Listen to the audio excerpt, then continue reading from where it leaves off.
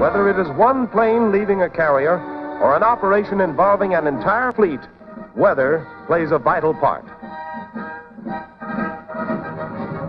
The fleet wants to move under cover of a storm. A commando party wants to make a landing on a foggy night. Bombers must know the weather conditions they will encounter, all depending upon the aerographer's mates.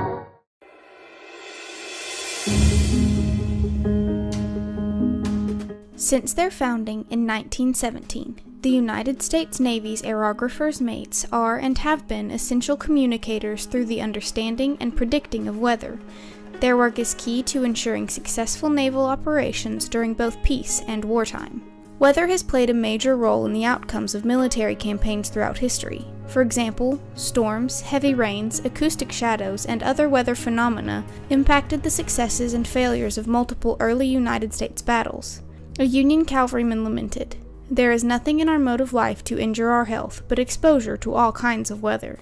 Before the Civil War, the science of meteorology began to gain attention. In 1849, a meteorology network was established due to the newly invented telegraph, which provided quicker communication.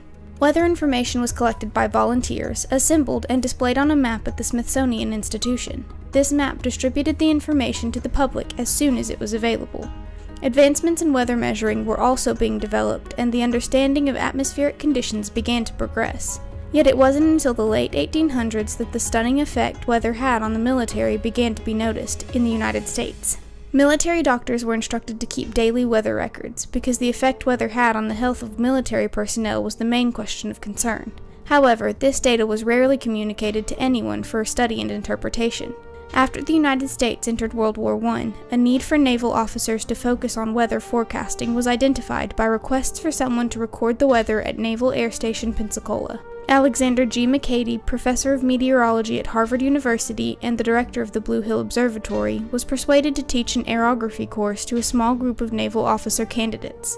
This was a critical outlet for valuable information and skills to be communicated to the military, providing more security and confidence in planned naval operations. These men were given the rank of quartermaster. A year later, McCady was instructed to set up a naval aerographical organization. By the end of World War I, the organization held numerous reserve aerologists and enlisted personnel. After the war, however, numbers shrank dramatically, and an urgent initiative was established to build personnel strength.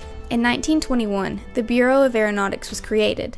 It helped to clarify aerology's main responsibility: to provide weather advice and forecasts for planning and execution of operations. In 1942, the rating was officially changed to aerographer's mate. Aerographer's mates are essential to naval operation successes. They use numerous methods of communicating information. While the ways aerographer's mates collect information has advanced over time, they still gather the same kinds of data when forecasting. Record the temperature, the weather, the height of the clouds.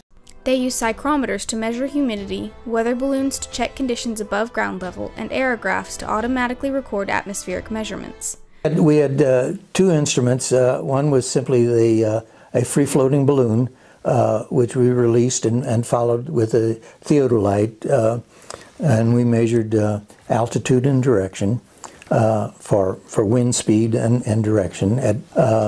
And we had charts that allowed us to determine by time intervals how high this thing was. And then we had, the little one was called a pilot balloon, pieball for short, and the big one was called radio sound, and it indeed had a radio attached to it, and it measured temperature, air pressure, and humidity as it rose. Once gathered, data is transmitted in various ways. During the Second World War, aerographers' mates used battle phones to transmit observations to where the data would be mapped on a plotting disc. A device attached to balloons then transmitted signals to a radio receiver. This data, along with coded information communicated from other stations over teletype, was compiled on weather maps.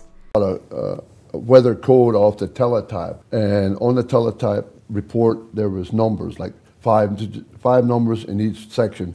Each number meant a different thing.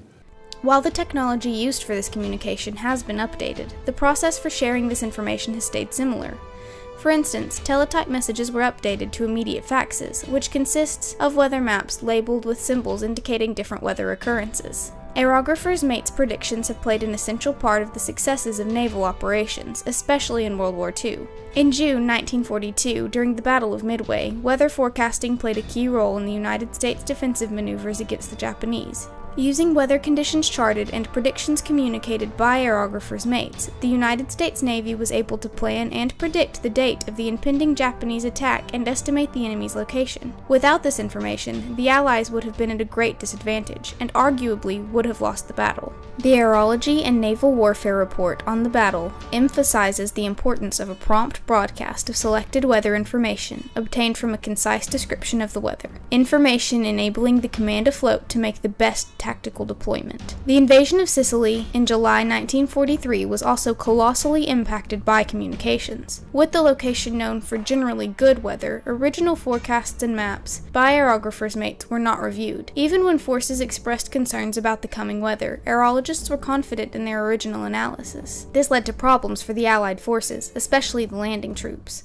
While the invasion was ultimately successful, Allied troops failed to stop the retreat of major Axis divisions due to problems resulting from weather. This forecasting error did, however, generate a new understanding of weather inconsistencies and the need to be constantly prepared for the unexpected. It set an example for the preparation for the D-Day invasion of Normandy. The warfare report communicated to future strategists that if other forces remain stable, weather in the landing area should be a primary concern for the selection of a D-Day. An emphasis was also placed on prioritizing quick, unhindered, and constant weather communications to ships involved in specific operations. Aerographers' mates' dissemination of forecasts has not always resulted in success, however, gaining them the largely used nickname weather guessers. On December 18, 1944, due to the Navy weatherman's miscommunication of a storm's location, Halsey's Third Fleet sailed directly into Typhoon Cobra. 3 ships sank and 790 sailors died due to this tragic correspondence misconstruction. Admiral Nimitz expressed in a letter about the disaster that while the Navy aerological efforts are important, there should not be such a heavy reliance on them that seamen ignore their own impressions of the weather around them. As a direct result of this incident, more weather reconnaissance planes and weather ships were stationed in the Western Pacific. Aerographers' mates were better trained, and the Joint Typhoon Warning Center was established. Aerographers must also be on high alert during peaceful missions. After World War II, while on a mission merely to observe and chase typhoons, aerographers' mate, First Class Paul Davis's ship encountered a storm. He said, "We're taking a terrible beating. Is there anything we can do about it?" Well, recently out of aerographers' mate school, I was less than confident in what I had to say, but training did prevail, and I told him we were in the dangerous quarter of the typhoon, and that in my belief we should turn 180 degrees and go back the way we were coming if we ever wanted to get out of it. Otherwise we would proceed in the same direction the storm was. And I was surprised to hear him say, "We will do it." Despite the invaluable contributions provided by these meteorologists, in 2006 the designation of aerographers' mate was redefined, and they were no longer considered ship's company. Now they are detachments of land-based factions. This preposterous attempt to save funds creates problems for aerographers. In the words of an aerographer's mate, "Now, when you come onto a ship, you are considered a shipwrighter. You have to get past the stigma and earn their respect and trust to the point that they listen to you. If they don't trust you, they are going to disregard your message." As a way to overcome this, at the Naval Meteorology and Oceanography Command, aerographers' mates are still working diligently today. On and offshore, they provide weather forecasts to benefit naval operations. Rear Admiral John Ocon asserted, "There isn't a plane that flies, a ship, or a submarine that gets underway without the sailors and civilians of naval oceanography." They are constantly updating their technology to enhance weather communications and working to create forecasting models that will better account for climate and terrain. Their new systems will improve chances for quick completion of operations and reduce the probability of error. This is possible by understanding and communicating the effect weather and climates have on targeting systems and intel. The aerographers' mates of the United States Navy perform essential duties in communications to ensure successful completion of naval tasks through the understanding of the causes and effects of weather. They consistently work to gain a better understanding of the environment and to increase their accuracy. Their work is key to the Navy sailors, as one testified in a thank you note to the Fleet Numerical Meteorology and Oceanography Center. "Thank you for your team's efforts and hard work. You ensure my safety and enhance my tactical advantage.